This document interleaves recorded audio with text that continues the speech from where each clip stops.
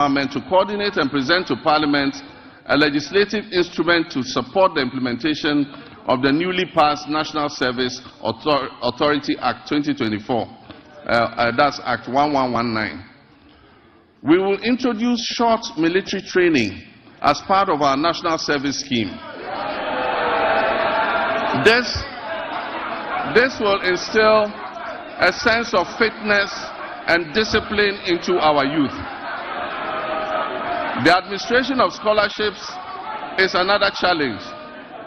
It has been fraught with a lot of challenges. The poor who genuinely need scholarships are unable to access them because the rich and wealthy always crowd them out. To fulfill our government's vision of promoting transparency, equity, and sustainability in the scholarship scheme, we shall streamline the award process to ensure that not only deserving youth benefit from the system, deserving youth benefit from the system. We shall introduce increased transparency, including publishing the list of beneficiaries every year. Mr. Speaker, job creation is one of our main pillars, and it was one of the major promises we made to the youth of Ghana.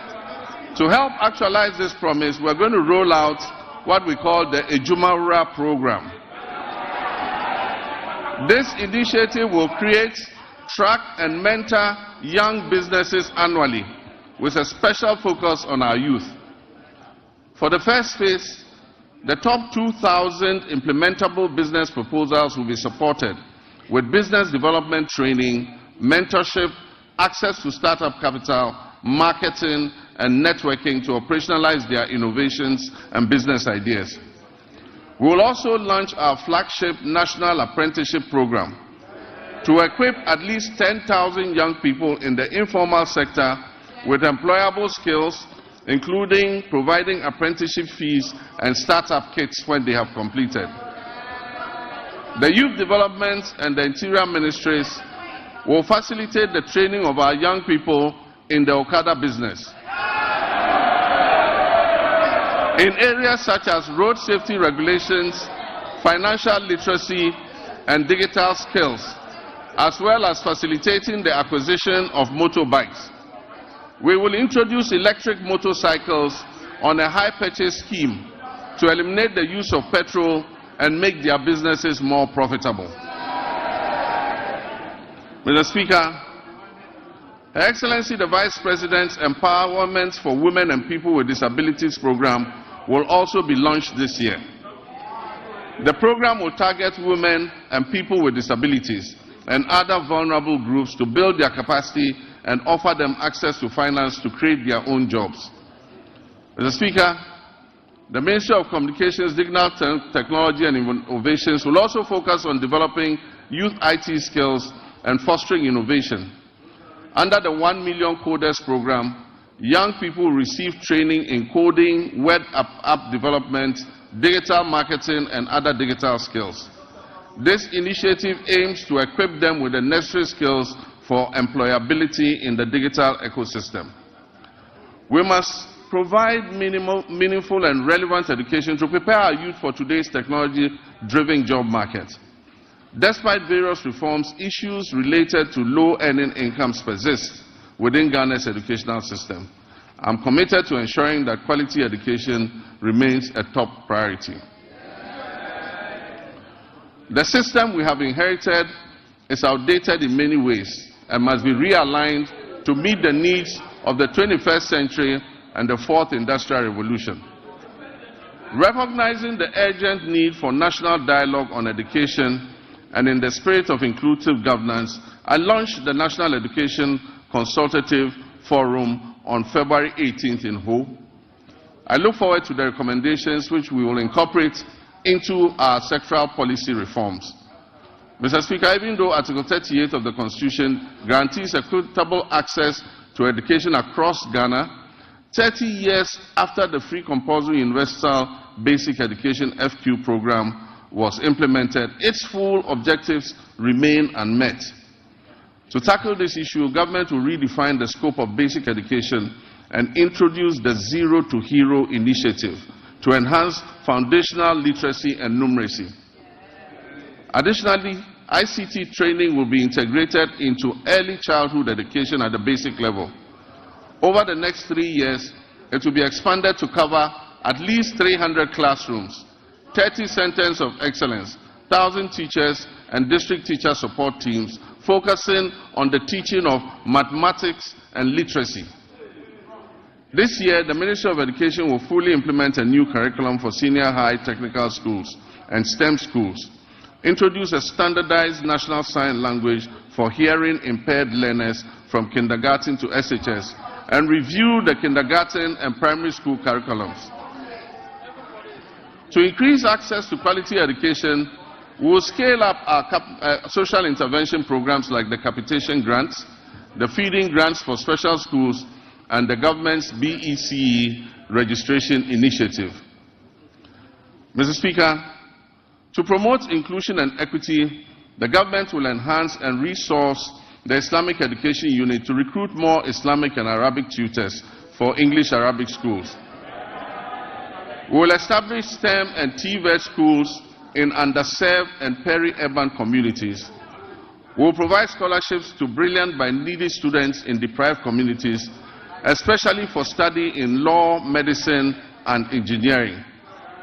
We will support Islamic colleges of education with infrastructure and logistics, and will enroll youth in Zongo and deprived urban communities in the National Apprentice Program and offer free technical and vocational training. Mr. Speaker, it is important to continue to retain and motivate our teachers in all schools, especially in the rural areas. Government will begin plans for the implementation of the 20% allowance for teachers who agree to serve in rural schools. District assemblies are going to be involved in this scheme to ensure that the teachers are present and teaching in the schools that are selected. This scheme will reward such teachers for their sacrifices and ensure quality education nationwide, not only in urban centers. Mr. Speaker, as part of our Teacher Dabre initiative, the construction of teacher accommodation units to improve welfare and attract teachers to rural areas will commence this year. Mr. Speaker, no new school will be built in this country without teachers' accommodation. Mr. Speaker, honorable members, once again for emphasis and for the record, I, John Dramani Mahama, President of the Republic of Ghana, will not cancel the free SHS program.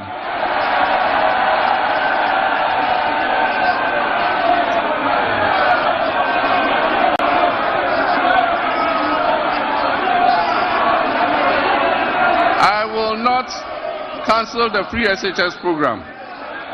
I am determined to make it better by improving its implementation.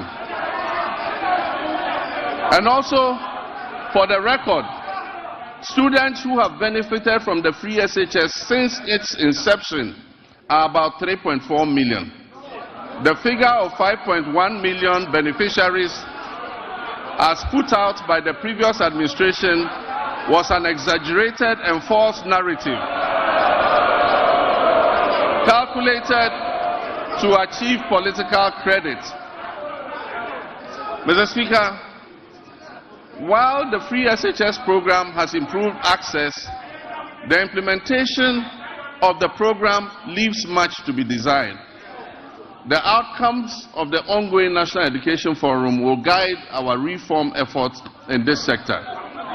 Mr. Speaker, in line with our promise, the Minister for Education has announced the restoration of Parent-Teacher Associations, PTAs, in the running of schools. It is important for parents and communities to participate in the administration of their schools.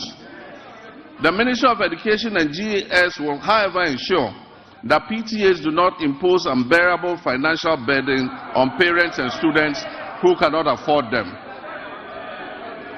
Mr. Speaker, the double track system remains a challenge, and we are committed to eliminating it by accelerating school infrastructure expansion and completing stalled educational projects.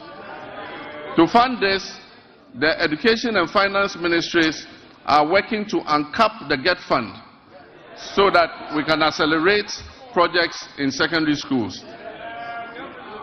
As promised, we have begun improving secondary school feeding, and the children are getting better quality food as I address you.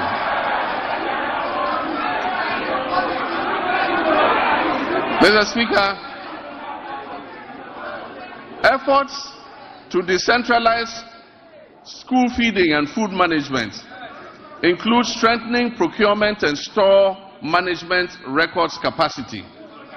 Once completed, food procurement and management will be fully handed over to the secondary schools to do their own food procurement. Mr. Speaker, science, technology, engineering, and mathematics are central to national development, STEM. We will therefore expand STEM programs at all levels to equip all students for the global economy. We don't believe in building single standalone STEM schools. We believe that STEM must be part of the curriculum of every secondary school. Mr. Speaker, regional TVET centers of excellence will be established to provide practical skills. Every region will get a TVET center of excellence to expand technical and vocational education training. Mr. Speaker, honorable members, Ghana has consistently missed its gross tertiary enrollment targets, with a rate below 22%, far from the 40% goal that has been set by 2030. Despite over 460,000 secondary graduates coming out annually, 55% qualify for tertiary education, and only 35%, 161,000 of the 460,000 enroll in tertiary education, leaving over 300,000 without access. To address this, government is introducing a no-fee stress policy to eliminate tertiary admission fees, which currently serve as a barrier to higher education for some students. This will be supported by an enhanced student loan scheme, which is called the Student Loan Plus. The no-fee policy will also cover all persons with disabilities. And for emphasis, persons with disabilities will pay no fees for tertiary education throughout their study. And so PWDs who gain admission to tertiary institutions will pay no fees. Additionally, TVET enrollment will be increased from 11% to 20% to boost employment. Mr. Speaker, rising enrollment has strained university infrastructure, causing overcrowding and inadequate accommodation. We are determined to expand access, improve quality, and align tertiary education with national goals, particularly in STEM. Feasibility studies for new public universities or campuses of existing universities to be established in the 6 new regions will commence this year. Seed funding for these projects will come from the GET fund in order to enhance access. Government will this year engage with the existing public universities to identify suitable sites on their campuses, acquired lands, for the implementation of the private sector participation in the provision of hostels projects. This is a partnership between government and universities and private investors to expand hostel capacity on their campuses, to allow more students to be accommodated on the campuses, allow for a better learning environment. Mr. Speaker, academic freedom will be upheld. We will not interfere in the administration of our tertiary universities. And our hope is that the institutions will ensure good governance in the administrative practices.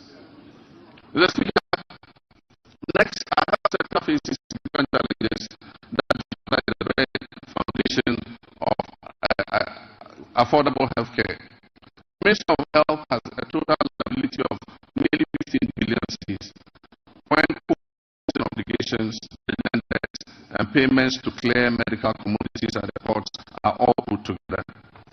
The was undertaken in 2014 when I was president. Since then, most hospital equipment in the Ghana Health Service facilities have deteriorated or broken down. Mr. Speaker, the Agenda 111 program, which was started as a knee-jerk reaction during the COVID-19 pandemic, when the Ghanaian public had begun to appreciate the significant investments that the previous NDC administration had made in healthcare facilities, and began to lament the many hospital projects that are stalled under the previous administration. A promise was made to build 111 hospitals.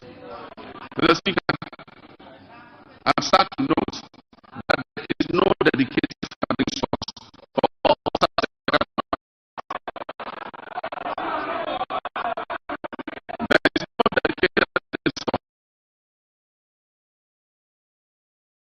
Unfortunately, 16 deaths have been reported across 10 districts. We've instituted free treatment for affected persons and deployed a strong national team of health experts to encourage early reporting to health facilities of suspected meningitis. Mr. Speaker, as outlined in the 2024 manifesto of the NDC, my administration is actively developing the framework for the rollout of the free primary health care program. When fully implemented, this initiative will mark a significant step towards Ghana achieving goal number 3.8, which is universal health coverage of the SDGs, by eliminating financial barriers to basic health care access. Also in line with our 120-day manifesto commitment, the composition of the technical committee is far advanced, with plans to establish the Ghana Medical Trust Fund, also known as Mahama Cares, in the coming weeks.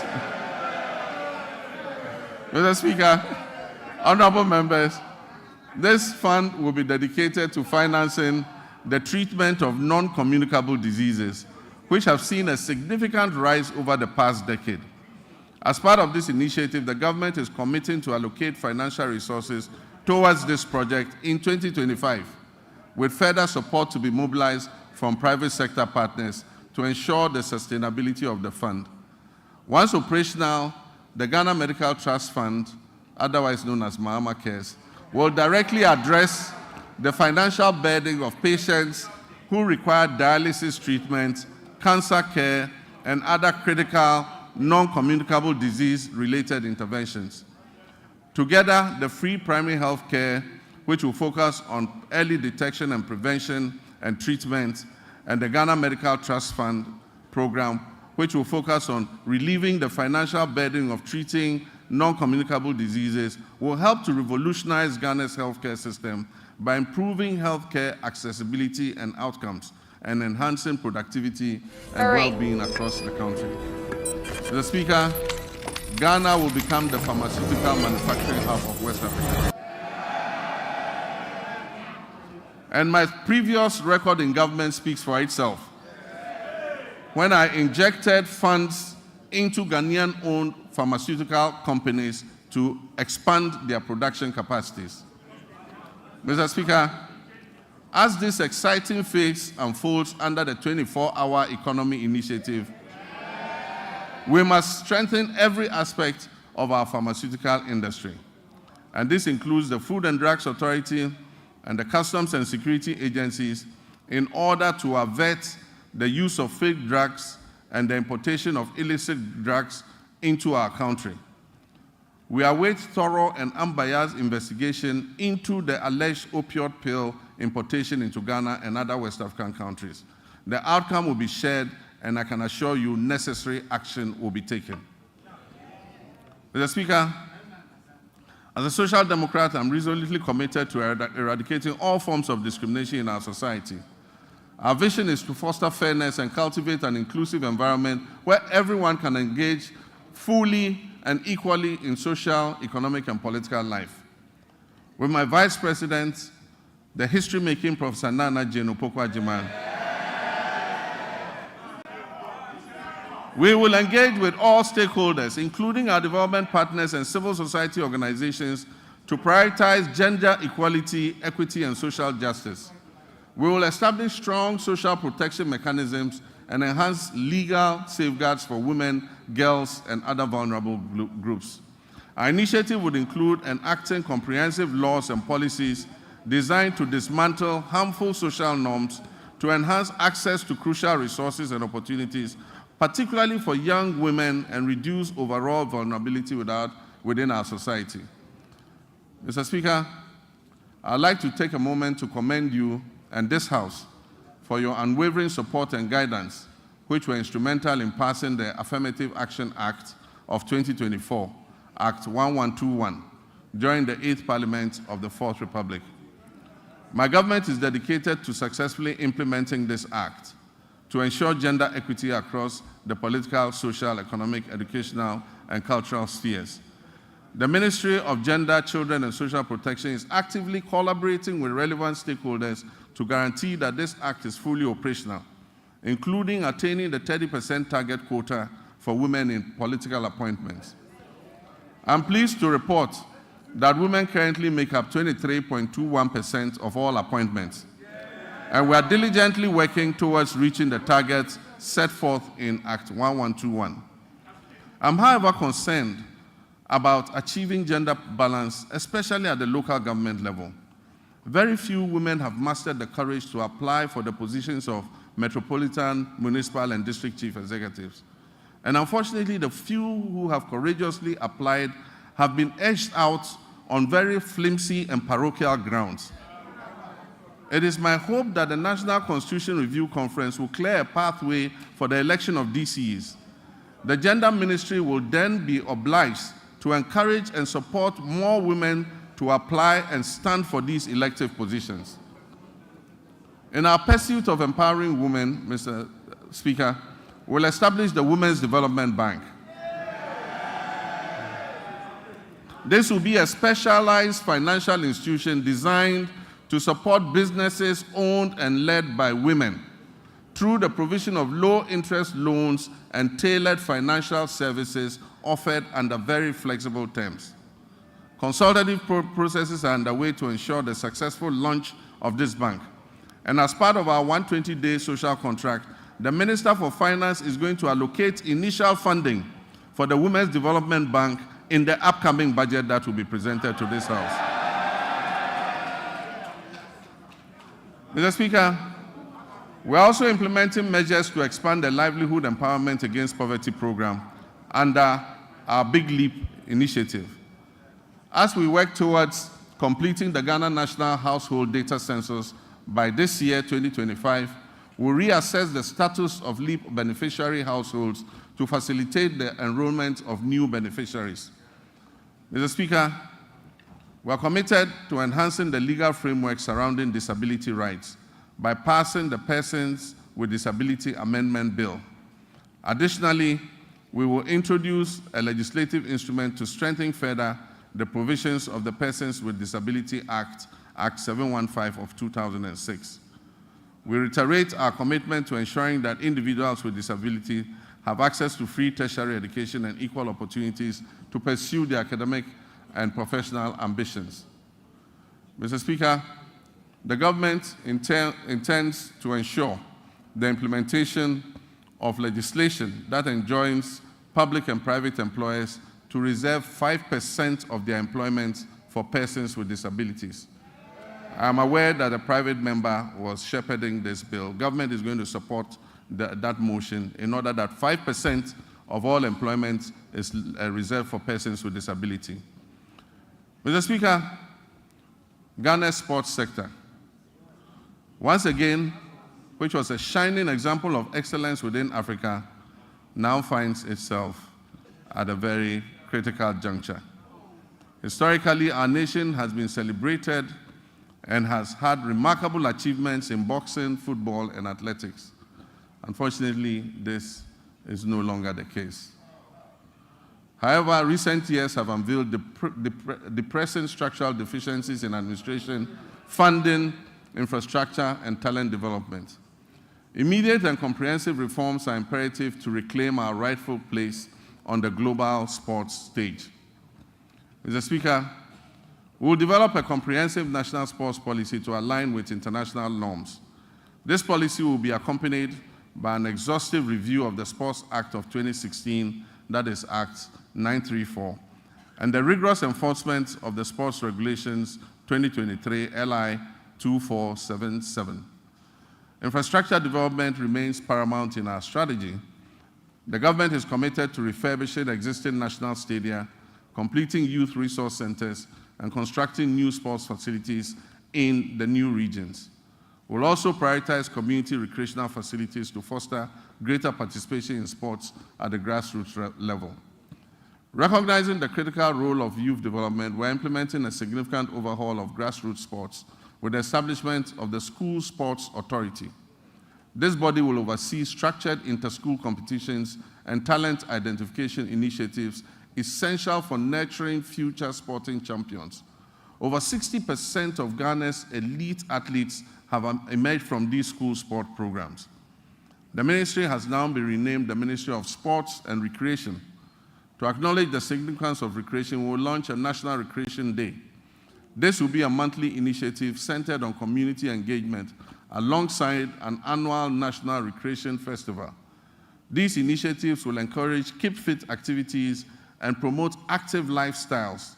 It will promote traditional games and strengthen community bonds. Next month, the senior national team, the Black Stars, which is now a pale shadow of its former glory, will play 2 World Cup qualifying matches. I've instructed my office and the Minister for Sports and Recreation to hold the Ghana Football Association accountable to the people of Ghana as we prepare for these games, especially regarding the budget of the FA. There will be no secrecy in how much the government spends on the national teams. The budgets presented by the FA and other sports associations must be known by the public. After all, it is the taxpayers' funds that are used to fund these activities. Expenditure and waste reduction applies to all sectors of the economy, including the Ministry of Sports and Recreation. Mr. Speaker, tourism, culture, and creative arts remain vital cornerstones of our national development strategy, playing a significant role in job creation, cultural exchange, and economic growth. In recent years, the ministry has launched transformative initiatives to position Ghana as a premier global destination, and this is positive. These positive initiatives aim to harness the country's rich cultural heritage, natural beauty, and our dynamic creative sector. Our flagship initiative, the Black Star Experience, aims to establish Ghana as the gateway to Africa for the global diaspora, featuring thoughtfully curated cultural, historic, and creative arts experiences in collaboration with the private sector, diplomatic missions, ministries, departments, and agencies. Our aim is to position the Black Star Experience as a uniquely Ghanaian tourism brand. The Pan-African Month will be a part of the Black Star Experience. It will include street carnivals, a film week, a fashion festival, a food fair, theatrical and drama performances, concert party competitions, and monthly domestic tourism destinations. We will strategically promote meetings, incentives, conferences, and exhibition tourism to diversify our tourism offerings. Ghana's peaceful and democratic environment positions us as an attractive hub for international summits, business conventions, and high-profile gatherings. We must capitalize on this unique advantage to maximize our benefits and strengthen our reputation as the country that is closest to the center of the world. We're also committed to revitalizing the Accra Marine Drive project, a significant urban redevelopment initiative which was designed to transform approximately 241 acres of Accra's coastline into a vibrant tourism and economic hub. Although the cabinet approval for this vital project was achieved during my presidency in 2016, progress has stalled. We'll reassess the work completed and take decisive action to bring this all-important project back on track. We will develop the Osu Castle, the former seat of government, and the area around it as a tourist attraction. It will have a pedestrian precinct with arts and craft markets, jewelry and gold markets, This approximate 22-acre land will become a destination for tourism. Mr. Speaker, our road network is the cornerstone of our nation's infrastructure, facilitating over 90% of the transportation of goods and services across this country. This vital network is critical in supporting agricultural growth by linking farmers to markets, lowering transportation costs, and ensuring quicker access to essential supplies and services. The resulting interconnected benefits foster a vibrant economy and enhance the livelihood of countless of our citizens. Mr. Speaker, while the previous government has made lofty claims about achieving unprecedented milestones in the road sector, available evidence does not support its assertion that it constructed over 13,000 kilometers of new roads. Instead, it has perpetuated a narrative that presents road maintenance and rehabilitation efforts as new construction projects, misleading the public about what has been achieved. The proportion of poor roads has increased, especially in urban centers, where the number of roads in disrepair surged from 46% in 2015 to almost 60% by 2021. Therefore, Mr. Speaker, our road sector is in crisis, mainly due to years of mismanagement. As many as 85% of awarded contracts in the road sector have stalled, and the contractors have stopped work due to non-payment, and most of them have parked their equipment off-site. Mr. Speaker, as of December 2024, unpaid bills owed to contractors in the sector exceeded 20 billion Ghana cedis for work that had been carried out between 2018 and 2024. For instance, the Ghana Road Fund obtained a loan of 600 million Ghana cedis in March 2018 to refinance outstanding debts and borrowed an additional 1.2 billion Ghana cedis from a syndication of banks in November 2019. Alarmingly, upon assuming office, the Ghana Road Fund still had outstanding payments, including some as low as 2,000 Ghana cedis, dating back to 2018. Current commitments for road projects that are unpaid currently stand at an astonishing 105 billion Ghana cedis. Despite these considerable challenges, this government remains steadfast in its commitment to prioritize vital infrastructure projects that address the pressing backlog of poor roads. Our strategy will be anchored in executing our flagship initiative under the Big Push program. The Big Push will see major rehabilitation of many key roads in the feeder roads, urban roads, and highway sectors. We'll also undertake the following key initiatives to revitalize the road sector. We'll reintroduce tolls, road tolls, using modern technology. We'll rationalize the road sector portfolio to focus on high-impact initiatives. Mr. Speaker, we will uncap the road fund in order that it can accumulate more money to pay for road maintenance.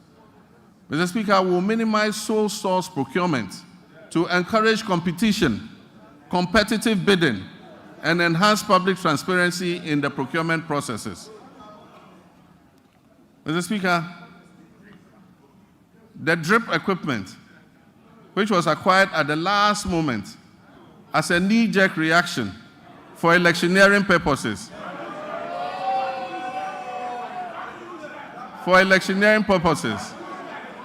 will be reorganized into regional mobile maintenance units to provide emergency road works in the regions. Mr. Speaker, I've realigned the Ministry of Transport to oversee 4 modes of transportation: aviation, maritime, inland water transport, road transport, and railways. The government will commission a feasibility study to develop coastal water transport services. This initiative aims to promote alternative modes of transport and ensure their integration into our existing systems under the National Transport Policy. It also aims to enhance tourism, reduce road traffic, and mitigate environmental pollution. Motorcycles and tricycles, commonly known as Okada, hold significant potential as a more convenient, timely, safe, and cost-effective mode of transport. Currently, the Road Traffic Regulation of 2012, LI 2180, prohibits licensing motorcycles and tricycles for fare-paying passengers. As part of our government policy, the ministry will amend the regulatory framework to regularize the use of motorcycles and tricycles for commercial passenger transport. In our ongoing effort to revitalize the whole airport, the government will facilitate the establishment of the state-of-the-art pilot training academy and a maintenance, repair, and overhaul facility. The Volta region will become a center of excellence for aviation training and aircraft maintenance. This project will create significant employment opportunities. It will stimulate economic growth and bolster tourism in Ho and the surrounding communities. I have directed the airport company to release 10 acres of land at the Ho airport for this purpose. Mr. Speaker, with the completion of the Tema-Mpakadang rail line, the government will launch passenger services between Tema and Adome. We will also begin developing the necessary infrastructure on the Volta Lake to facilitate freight transport between Tema Port and Buipe as part of our Eastern Corridor multimodal transport system. The Western Railway line will continue to be modernized in partnership with the private sector. This initiative aims to support the efficient transport of bulk cargo and minerals from the mines in Nsuta, Awaso, and Yinehin to the Takoradi port, while providing passenger transport along the Western Corridor. Mr. Speaker, the last attempt by the previous administration to re-establish a national airline has failed. We will reopen a transparent process that will receive expressions of interest to invite competent established partners to work with us to establish a national airline. We believe that an efficient national carrier can help reduce fares on routes where external carriers are currently enjoying a monopoly. Mr. Speaker, our communications and digital technology initiatives focus on expanding our national digital infrastructure to stimulate innovation and enhance public service delivery. We're also dedicated to improving access to information and communication technology, promoting the digital economy, ensuring inclusive and equitable growth across all sectors. Nevertheless, the sector faces several significant challenges that hinder our progress, and these include insufficient infrastructure for delivering weather and climate services across all time zones, fragmented and uncoordinated databases, outdated legislation and policies that do not keep pace with a rapidly evolving sector, a lack of adequate technology to effectively detect, prevent, and respond to cybersecurity threats, and a daunting debt burden of almost 2 billion cedis. To revitalize this sector, government is committed to reviewing existing laws and policies to better align them with emerging technologies such as artificial intelligence, big data, Internet of Things, and machine learning. Additionally, we will develop and expedite the enactment of the Kofi Annan Center of Excellence Bill. This legislation will establish the necessary framework for the center to concentrate on research and development, consultancy services, and capacity building. Mr. Speaker, access to safe and reliable water and affordable housing significantly enhances the well-being and quality of life of our people. These elements are integral to our reset agenda and fundamental to our vision to build the Ghana that we all want. However, the water sector in Ghana faces considerable challenges, including illegal mining activities that contaminate fresh water sources, rendering them unsafe for drinking and agriculture. This alarming situation highlights the critical need for a decisive and ongoing effort to combat illegal mining to save our environment and our public health. Government will prioritize completing new and ongoing water projects to improve access to safe drinking water. This commitment should be good news for the people in the Keta, Adaklu, Wenchi, Sekendi Takrade, Asankragwa, Sehwiyoso, Dodoaso, Kweman, Damfa, Goso, Dwabeng, Aveime, and Edubamso.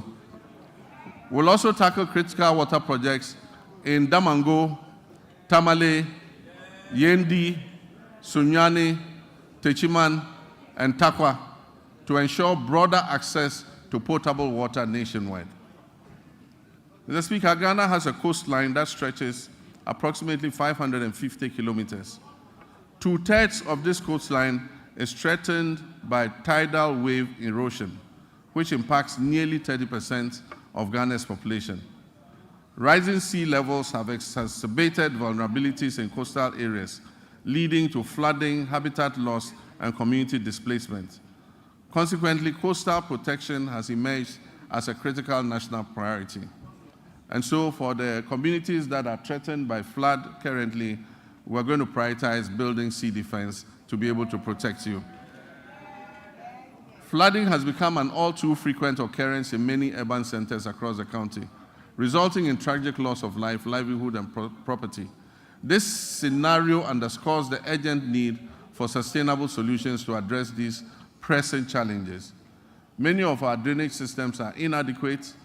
They are worsened by careless waterway construction and obstruction, and the relentless encroachment on wetlands and floodplains. To tackle these issues, we have to explore alternative sources of funding to support essential drainage works, desilting, flood control, and coastal protection. Mr. Speaker, the quality of life of any nation relies significantly on a well-regulated and efficient housing market that guarantees access to decent homes. Our housing deficit is estimated at over 1.2 million units, and this has been the situation for many decades. High costs associated with land acquisition, construction material, and access to financing have made home ownership unattainable for many, primarily affecting vulnerable populations and contributing to the rise of slums. This government is steadfast in its commitment to complete all ongoing housing initiatives, beginning with the Saglemi Affordable Housing Project. We'll also implement a low-cost social housing project supported by a district housing scheme. This project aims to remove the financial barriers to home ownership. Workers in the formal sector, public or private, who have about 15 to 20 years before retirement, can purchase and own a house in cedis and have the cost deducted monthly from their salaries until the house is fully paid up. Mr. Speaker, illegal mining, commonly known as Galamsey, has inflicted tremendous harm on our forests, leading to significant land degradation and pollution of vital water sources. This reckless activity threatens Ghana's environment and public health. Mr. Speaker, I'm sad to report that presently 44 of the country's 288 forest reserves have been impacted, an area that is alarmingly equivalent to approximately 8,000 football fields has been completely destroyed. Mr. Speaker, the pollution levels in major rivers within the southwestern basin are critically high, with turbidity levels far exceeding possible units. To combat this urgent crisis, we're implementing a proactive approach that includes robust and impartial law enforcement, meaningful stakeholder engagement, and the creation of alternative livelihoods for our citizens involved in Galamsey. We're expanding the Minerals Commission regional offices to strengthen their regulatory oversight. We will establish a framework that categorizes mining activities into small, medium, and large scale, each with its tailored regulations. Mr. Speaker, we will establish a gold board, and we're in the process of doing it. Legislation will come to this House shortly. This gold board will ensure effective governance of the gold industry. At the same time, we wish to take advantage of Ghana's salt production capacity to place it as a central export commodity under the African Continental Free Trade Area. We will also seize opportunities presented by the global shift towards net zero emissions to craft policies related to critical minerals such as lithium. The anticipated development of the integrated aluminum and iron industry will significantly increase the value of Ghana's natural resources. In our commitment to restoring degraded forests, we will launch the Tree for Life restoration policy and the Blue Water Initiative, which will transform mined-out areas into ecological recovery zones. This ambitious afforestation program aims to establish more than 50,000 hectares of new plantations and undertake 5,000 hectares of enrichment planting annually. We'll also implement public sensitization campaigns to foster sustainable forest management practices and uphold the Wildlife Resource Management Act. We're going to involve school children and the general public in tree planting and tree growing. Mr. Speaker, comprehensive reforms will be introduced to enhance transparency and efficiency while ensuring tenure of security in land administration. Climate change remains a pressing concern for Ghana and the global community. To meet our climate mitigation targets, Ghana has allocated 24 million metric tons of its carbon budget, totaling 64 million metric tons of carbon for authorization under Article 6 of the Paris Agreement. We've successfully authorized 3 projects which are poised to reduce 5.2 million tons of our carbon emissions.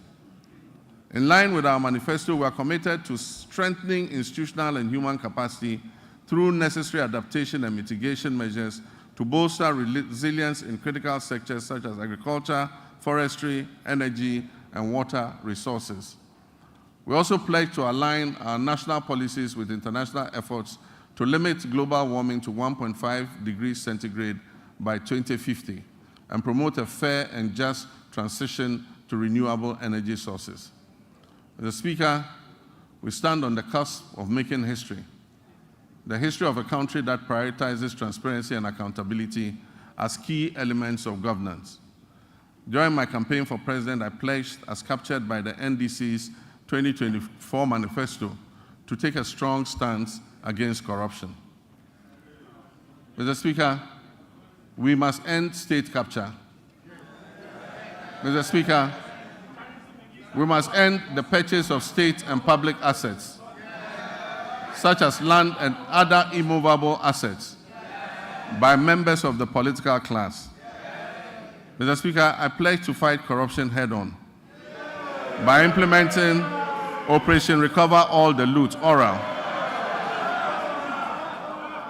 In that regard, Mr. Speaker, one of the first committees I established, even before my investiture as president, was to establish the oral committee on the sidelines of our transition. It is instructive to announce that the committee received over 2,000 complaints from the public and has since handed over a comprehensive report. This report has been given to the Attorney General for further review, thorough investigation, and eventual prosecutions. Mr. Speaker, the recent arrest related to the unwarranted payment of $2 million of Ghanaian taxpayers' money in the Sky train saga, and then also the National Service Ghost Name scandal, mark only the beginning of a comprehensive response based on the oral committee's findings. Mr. Speaker, let me state that my commitment to fighting corruption will continue with the establishment of a unit at the presidency and the maintenance of the hotline, where complaints and reports regarding graft and corruption will continue to be received and transferred to the Office of the Attorney General. Mr. Speaker, we will shortly submit for consideration a bill to regulate and restrict the sale of disposal of public lands and state assets. Mr. Speaker, as soon as the 2025 budget is approved, government will immediately take steps to reform the existing anti-corruption agencies by increasing funding and improving transparency and accountability. Mr. Speaker, Ghanaians voted largely and overwhelmingly and endorsed the NDC because we demonstrated a strong commitment and abhorrence for corruption. We pledged to fight corruption and implement far-reaching reforms that will eventually achieve a sustainable zero-tolerance policy against corruption. Mr. Speaker, the justice and legal sectors play pivotal roles in ensuring accountability and fostering the fair, equitable treatment of all our citizens by the state and its agencies. Delays and uncertainties have plagued justice delivery in Ghana, leading many Ghanaians to perceive a politicization of the judicial process. The public trust in the judiciary's independence is alarmingly low. We must work together to restore confidence in the judiciary. My government will uphold the judiciary's independence and work with the Judicial Council and services to depoliticize justice delivery and collaborate closely with the Chief Justice to combat corruption effectively. Mr. Speaker, in line with our manifesto promise to reform and expand legal education, we have developed a legal education reform bill ready to be presented to Cabinet for approval and laying before this August House Parliament. Mr. Speaker, on January 30th, 2025, I inaugurated the Constitution Review Committee to undertake a comprehensive review of our fundamental law and ensure that it reflects the hopes and aspirations of our citizens. The committee is composed of distinguished scholars, jurists, and professionals who have made significant contributions to our nation in both the public and private sectors. They will engage Ghanaians and consult with the relevant stakeholders and experts over the next 6 months. Their findings will ultimately be presented to the public for approval, followed by submission to Parliament for enactment into law, and referendums will be held where necessary. Mr. Speaker, I'm pleased to report that Ghana's internal security remains stable, despite developments primarily rooted in chieftaincy disputes. We firmly believe that even amidst conflict, it is essential for our citizens to coexist peacefully and seek amicable resolution to these disputes. We will initiate comprehensive reform across all security agencies to strengthen our national safety and security. One area that has garnered significant public scrutiny is the recruitment process within our security forces. Accusations of politicization, favoritism, protocol, and selectivity have been prevalent. Let me assure you that we are committed to changing that narrative and fostering a more transparent and equitable recruitment policy so that all our young people who wish to serve in these services have an opportunity to do so. We are dedicated to enhancing the capabilities of the Ghana Police Service, the Prison Service, the Ghana National Fire Service, the Immigration Service, and the Narcotics Control Commission, the Customs Division of the Ghana Revenue Authority, and all investigative bodies operating under the Ministry of Interior. By motivating and re-equipping these agencies, we aim to effectively maintain internal peace and security. Mr. Speaker, I want to reaffirm this government's unwavering commitment to prioritizing the welfare and well-being of our brave men and women in uniform who sacrifice daily to uphold law and order and secure our nation's peace. We will invest in adequate equipment and suitable accommodation for our security personnel. As Commander-in-Chief of the Armed Forces, I want to emphasize our determination to strengthen our democracies. This is particularly true given the troubled proliferation of military-grade weapons that have fallen into unauthorized hands. These weapons pose a significant threat to our national security and our constitutional democracy. They endanger the safety of all Ghanaians and potentially exacerbate existing conflicts such as chieftaincy disputes, and in many cases fall into the hands of armed robbers. Since taking office, we have pursued a responsible approach to account for these unregistered weapons while maintaining stability within the security apparatus. I'm pleased to report that we've made substantial progress and are committed to ensuring that those responsible for this situation are brought to book. In our efforts to safeguard our citizens, Mr. Speaker, to safeguard our territory, to maintain our democracy, we remain vigilant against the threat of violent extremism and terrorism. Therefore, we are resolute in enhancing our defense mechanisms through diplomacy, counterintelligence, information sharing, infrastructure development, and the acquisition of appropriate technology. Achieving a stable and secure nation necessitates the motivation of our uniformed personnel. Currently, the Ghana Armed Forces faces a housing shortfall of over 17,000 units, and we recognize that the inadequate state of barrack accommodation needs to be addressed promptly. In addition to housing, we'll prioritize improvements to rations and fuel supplies for our security forces. Quality healthcare is another critical aspect of motivating our armed forces. As we work to expand and improve facilities at the 3rd Civil Military Hospital, complemented by the recently restored oxygen plant, we remain committed to finishing the delayed Afari Kumasi Military Hospital, which is still a top priority for my government. The goal is to complete and operationalize this facility before the end of this year. Mr. Speaker, like many other state institutions under the previous administration, the Ministry of Defense is burdened with approximately 3.7 billion cedis in debt, a figure that continues to grow as new and undisclosed debts are uncovered. However, the demands of our Army, Navy, and Air Force continue to rise, necessitating the need for modern platforms for effective operations.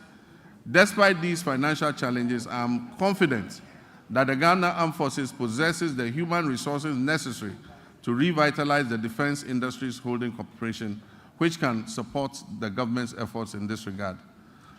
DHOC, which was begun under the late President John Evans Atta Mills of blessed memory during my tenure as chair of the Armed Forces Council, is essential for fueling Ghana's industrialization drive, which is aligned with our 24-hour economy initiative.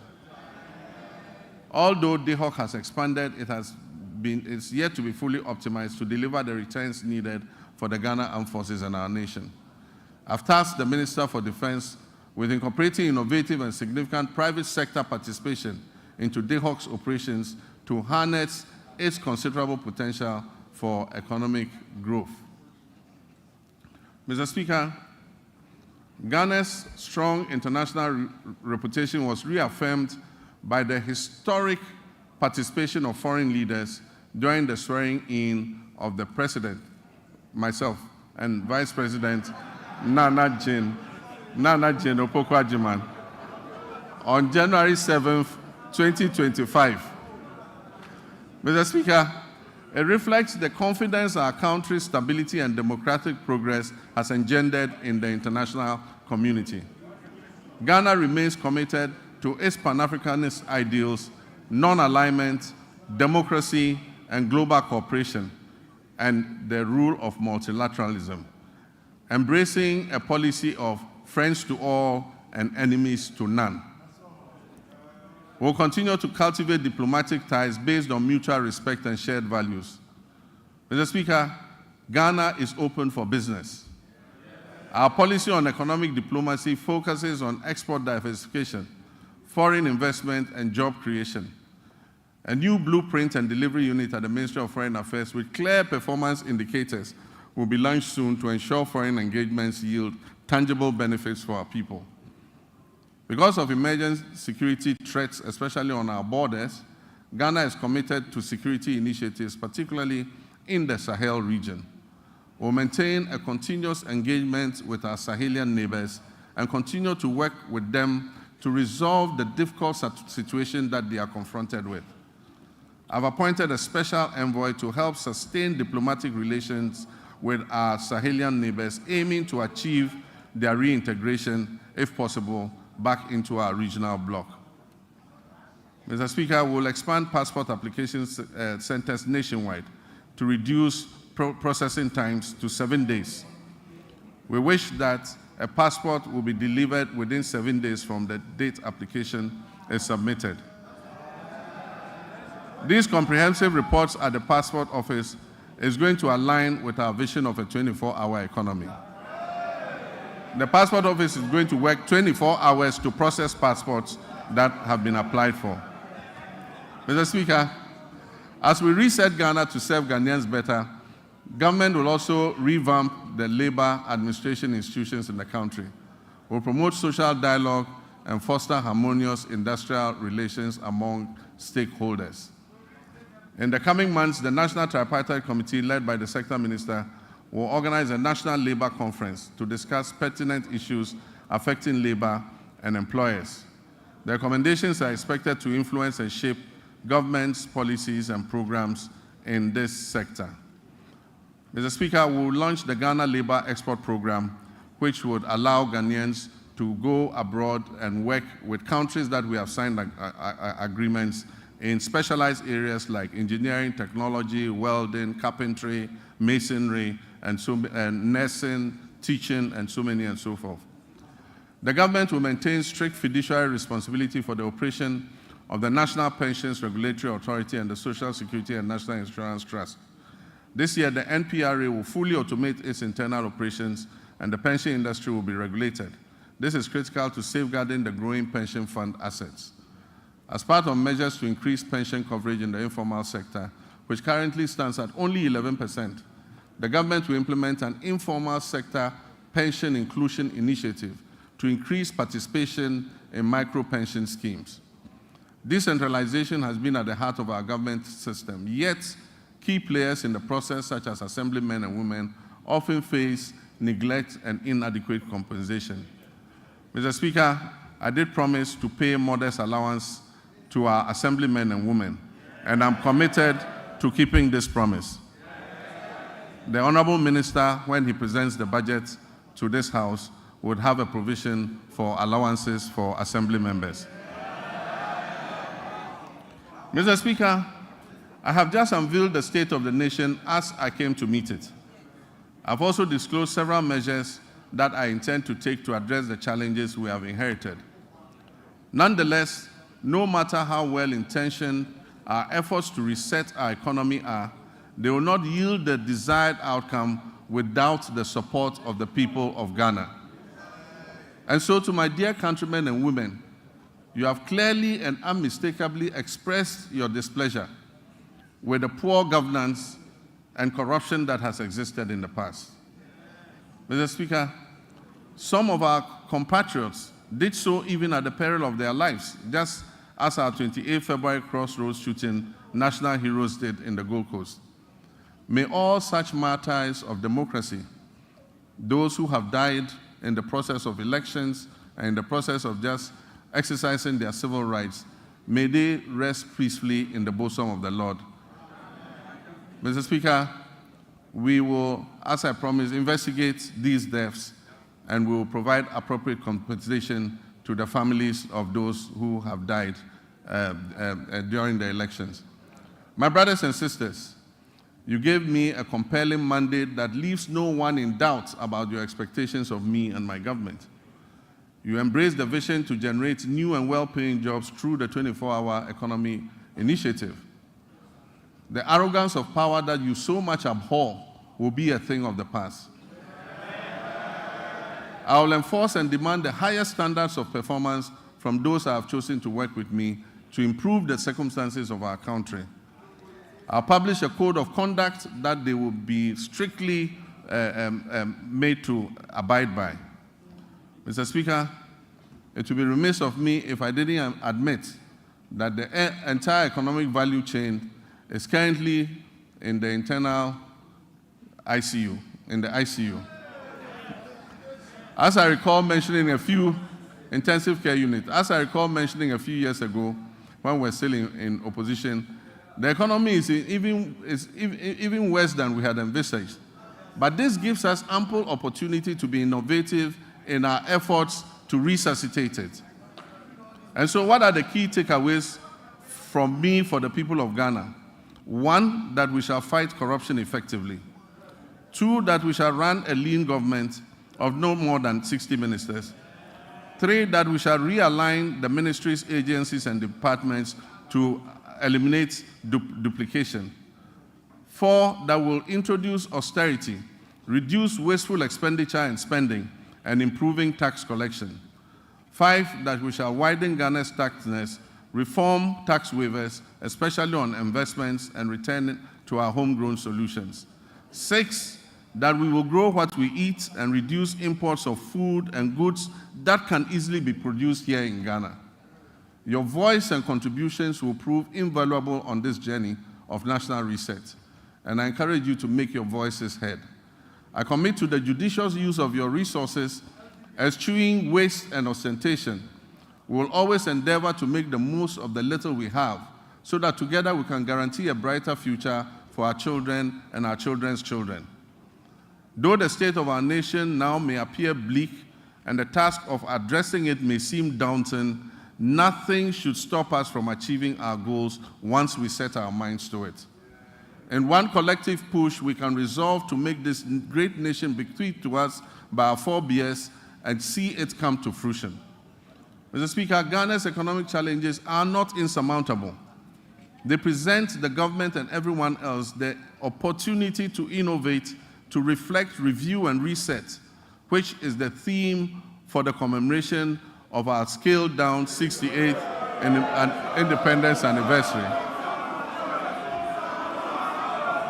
Mr. Speaker, it is said that there is strength in unity.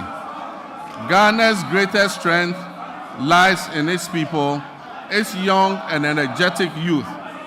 If we stand united, we can be more resilient and build together the power of collective action to overcome economic and social challenges.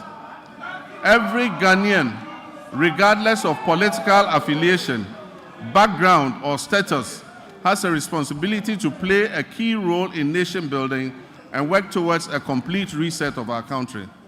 Mr. Speaker, let me assure you that we are leaving no one behind as we reset to rebuild the Ghana we want. We will rebuild a Ghana that works for all of us and not just a few. We shall live the dreams of our forebears in our lifetime. And so, my countrymen and women, where despair once existed, let hope radiate. And where the sun appeared to set on our bright prospects as a nation, let a new dawn of enthusiasm and renewal supplant it. So that when I come and stand here next year to present a message of the state of our nation, it will be one brimming with excitement and happiness. Mr. Speaker, I thank you very much for this opportunity. I thank honorable members for your kind attention. May God bless our homeland, Ghana. Thank you.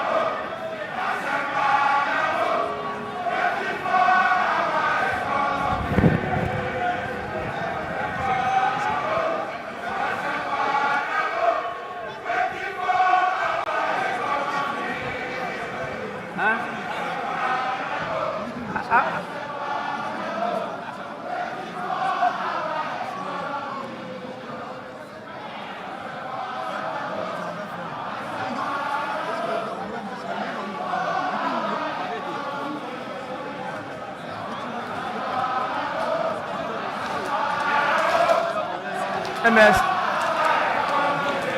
honorable members, please resume your seat. Honorable members,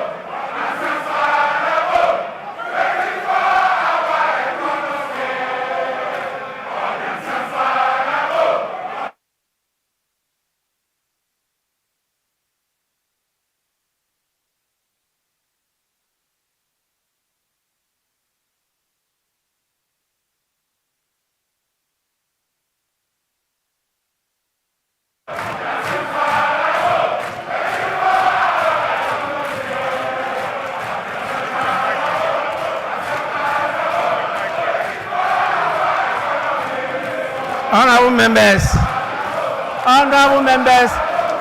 order, order, order, order.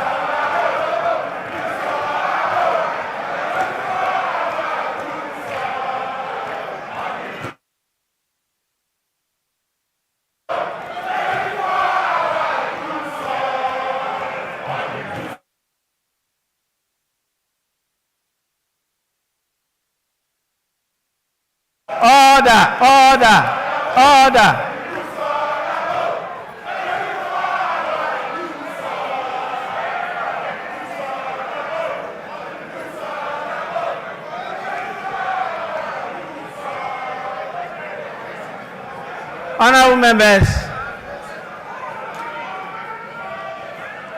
Honorable members, please, honorable members, let me assure you, I have the full support of parents to discipline the students.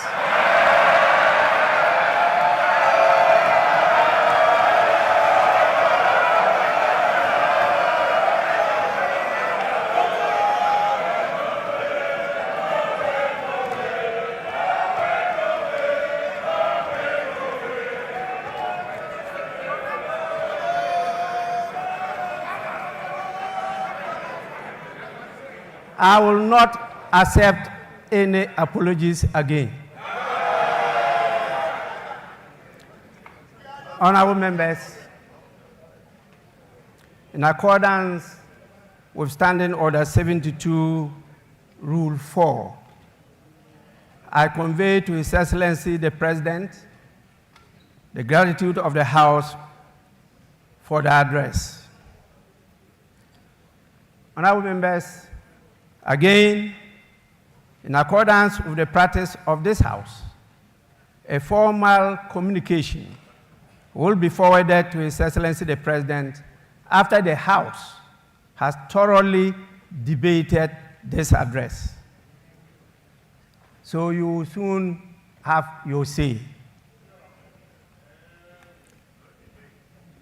In accordance with the standing orders of the House, I want to know from the Majority Leader any indication regarding adjournment of the House. In other words, Honorable Leader, can you move for an adjournment?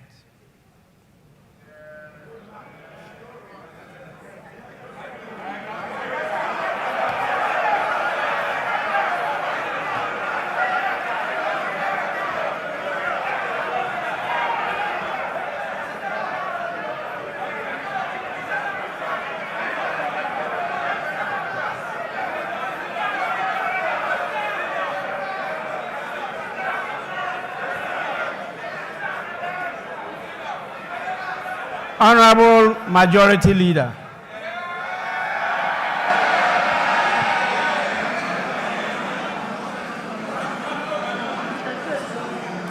Thank you. Thank you very much, Right Honorable Speaker. Right Honorable Speaker, we wish to thank His Excellency the President for fulfilling his constitutional obligations under Article 67 and duly presenting to us a message on the state of the nation. So, Speaker, things are clearly bleak. So, Speaker, I see on this side of the House my colleagues in black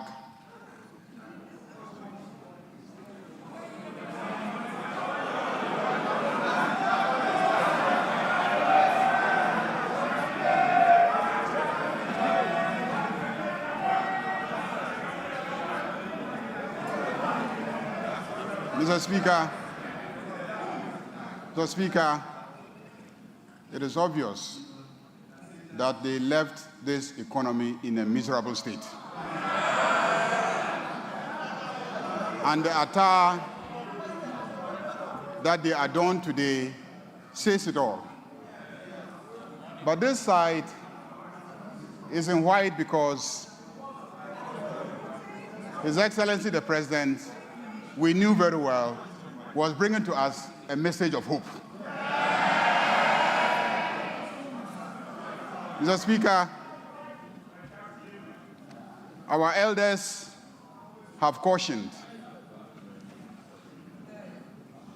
that you don't leave your crown in the hands of a hyena as a caretaker when you are traveling. Don't be surprised when you come back and the carcasses of all your livestock are gone. Mr. Speaker, what has happened to our economy and our country and the presentation that has been made says it all. It is sad, it is unfortunate. But His Excellency the President has brought us hope. Hope for the youth of this country. Hope for the women. Hope for the Okada drivers. Hope for the private sector.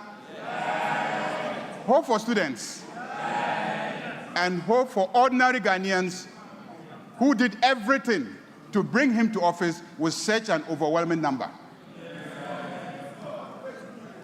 Mr. Speaker, we have no doubt that everything outlined here gives hope. And this House will support His Excellency to deliver on his commitment. But more importantly, this House will support His Excellency to deliver on the promise of accountability. Those who so damage our economy must be held accountable. And we will support him to deliver on the commitment to accountability. Mr. Speaker, on that note, I move that this House be adjourned to tomorrow, 10 o'clock in the forenoon. Thank you very much, Mr. Speaker. Minority Leader.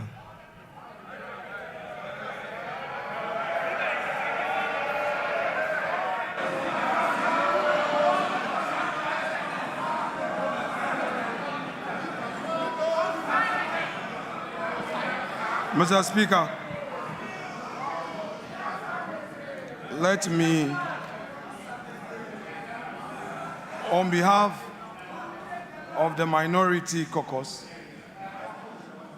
congratulate His Excellency the President first on his election.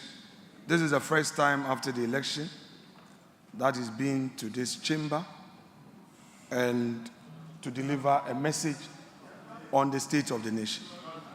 Our side take this opportunity to congratulate you and wish you well. Second, Mr. President, on the 21st of February 2013,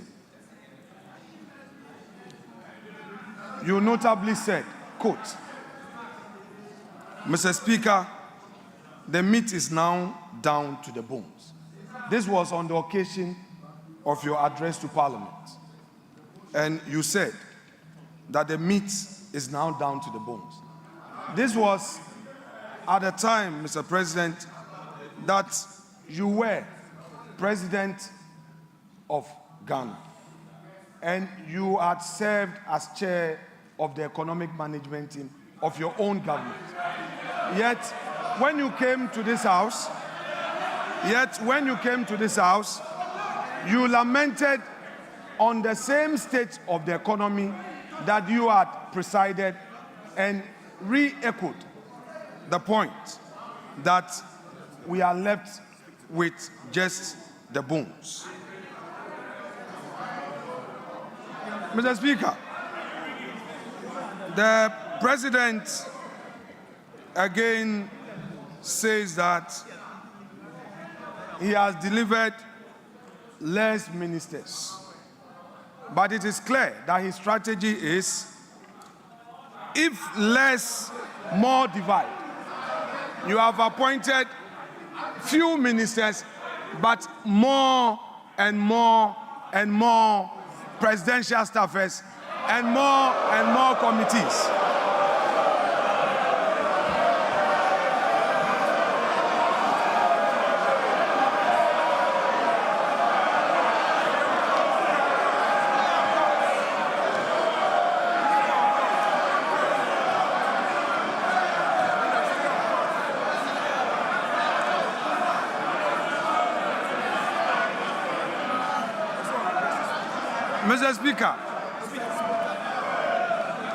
Mr. Speaker,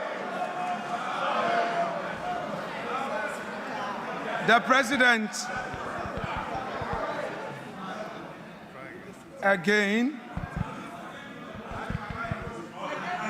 Honorable members, please. The President again came to this House with a familiar story, the usual lamentations. He packaged it in a language as though we have a new beginning. Mr. Speaker, if the President has any concerns, his duty is to fix it.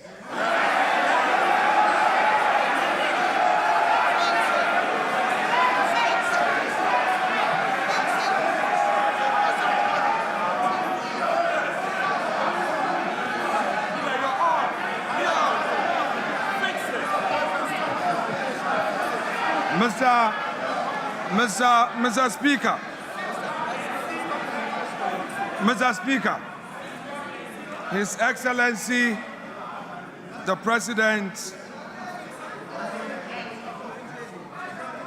has announced to us a cabinet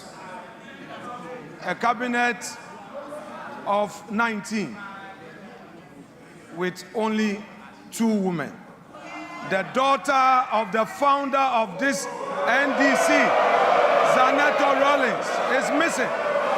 Haja Ladi is missing. Helen Intosu is missing. Where are the women in this government? The Vice President.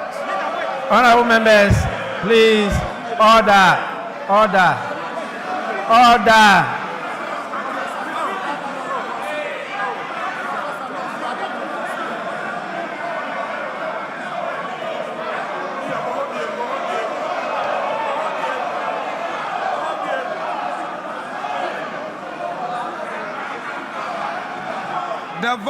The Vice President is part of the government, and we are seeing only 2 women in cabinet, and the Vice President is sitting there. In percentage terms, we have only 10% of women in cabinet. Mr. Speaker, the President again, as part of his lamentations, is telling the nation that through some arrangements, they have been able to do 2 things.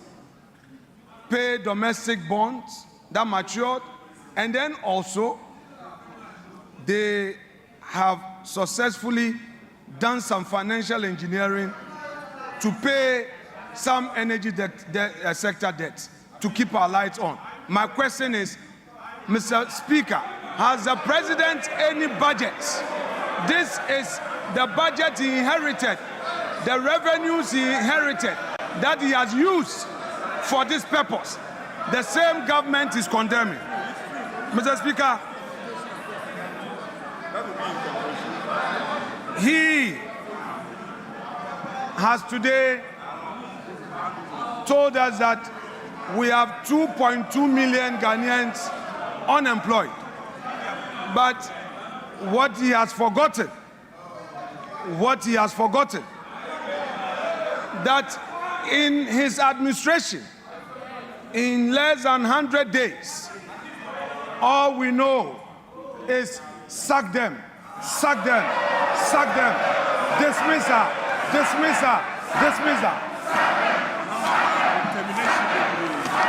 Mr. Speaker, on the streets of Accra today, the youth of the country are saying that Mahama Bakun termination bebre. Mr. Speaker,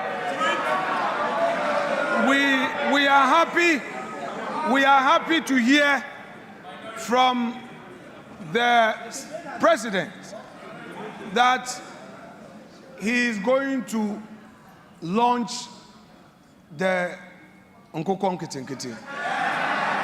We are happy to hear this, but we are curious because only yesterday we heard of a confirm.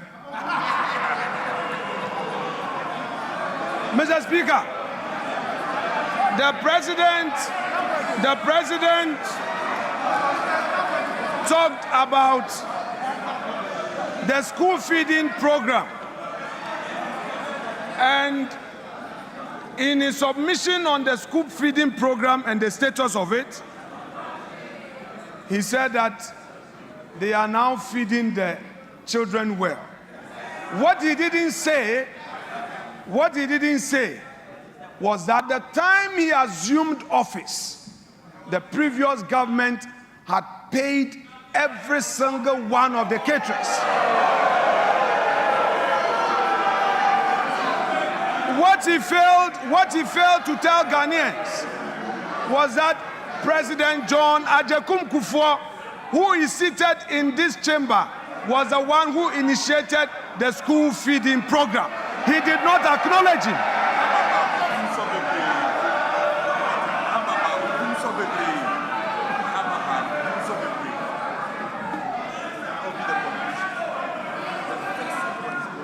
Mr. Speaker, what are we seeing in this government? The same old stock. The same old stock. There's nothing new. There is nothing like transformation. Only yesterday, Mr. Speaker, the youth of we are seeing the 184 or so filling this chamber, the 183. Plus the independent MPs who have caucused with the NDC. Today, this house is full. But, Mr. Speaker, Mr. President must know that the majority is frustrated. They don't come to the chamber because there are no jobs for them.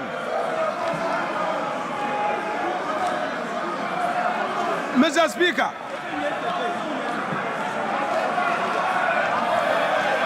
Mr. Speaker,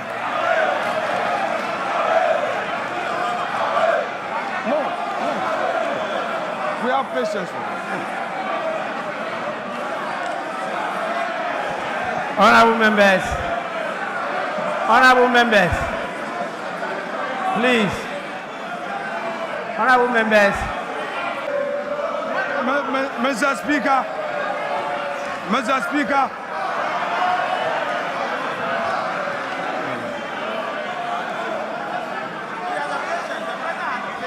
Mr. Speaker, when Akufo-Addo was here on his last SONA, Akufo-Addo had patience for Emmanuel Ama Kofi-Boa to speak. Mr. Speaker, there must be patience for the minority side. I cannot be limited, Mr. Speaker. Let me finish.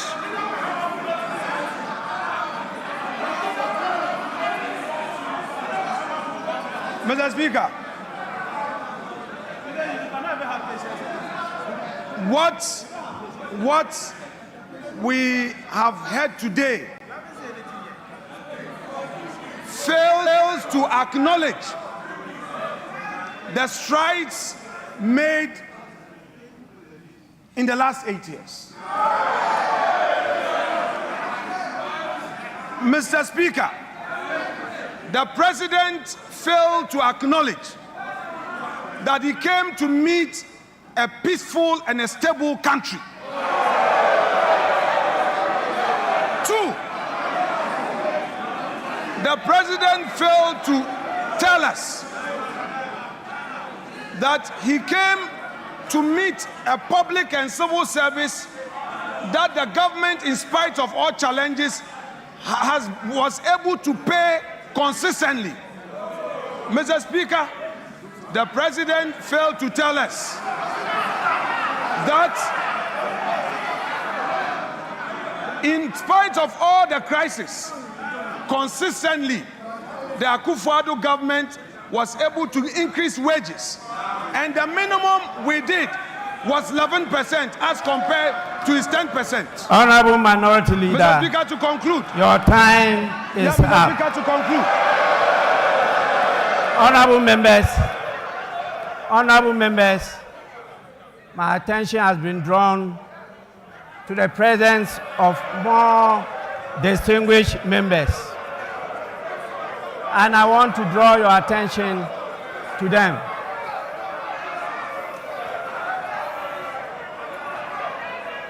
Honorable members, we have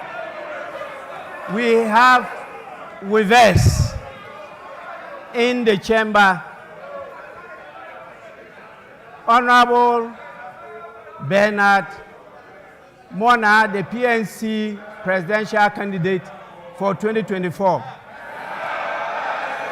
2, honorable members, we have the APC presidential candidate Hassan Abdullahi Ayarga.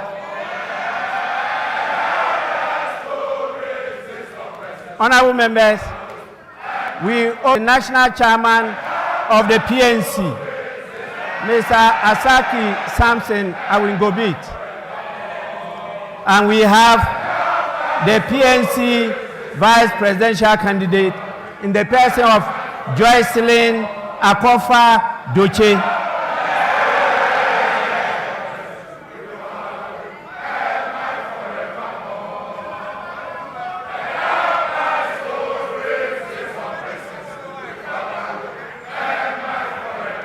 Honorable members, I now put the question.